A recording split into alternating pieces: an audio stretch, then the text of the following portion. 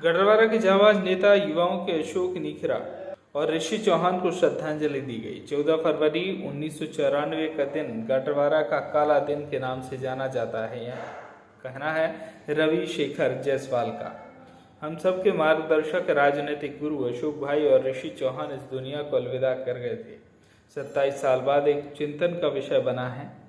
उनमें ऐसी कौन सी बात थी जो लोगों का हुजूम उनके पीछे लगा रहता था। गढ़वारा नगर में आज वह होते तो राजनीति की एक नई दिशा होती।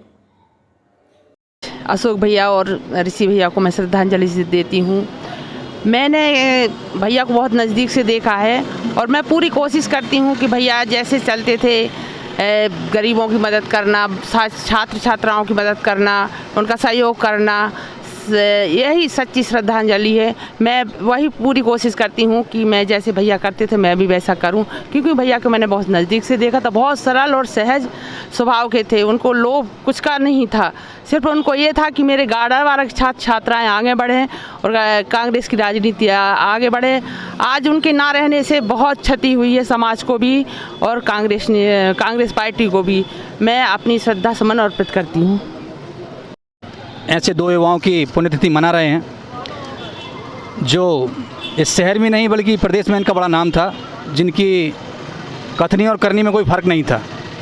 आज 27 वर्ष पूर्ण हो चुके हैं, वो हमसे विदा ले चुके हैं, लेकिन आज भी वो हमारे दिलों में ज़िंदा हैं और कहीं ना कहीं हमें प्रेरणा देते रहते हैं कि उनसे हम सीखें और उनके नक्शे कदम चल सकें, ताकि हम समाज का, इस देश का, इस क्षेत्र का, चाहे राजनीतिक हो चाहे सामाजिक हो, कहीं ना कहीं किसी का भला कर सकें। और एक ऐसी विभूति थे दोनों कि हम आज भी उनको अपने दिलों में जिंदा रखे हुए हैं और आगे भी उनके विचारों पर चलने का प्रयास करेंगे। ऐसे हमारे अशोक नीखरा जी और ऋषि चौहान को मैं विनम्र श्रद्धांजलि अर्पित करता हूँ। अशोक भैया 14 फरवरी 94 का हम सबके जीवन में वो काला दिन था जो घटना घटी थी और हमारे बीच में से हम सबके मार्गदर्शक राजनीतिक गुरु अशोक भैया और उनके परम सहयोगी ऋषि चौहान जी हम सबको इस दुनिया से अलविदा कर गए थे। पर आज 27 साल बाद यह चिंतन का विषय बना है कि अशोक भैया में ऐसी क्या बात थी कि लोगों का कारवां उनके पीछे बढ़ता जाता था।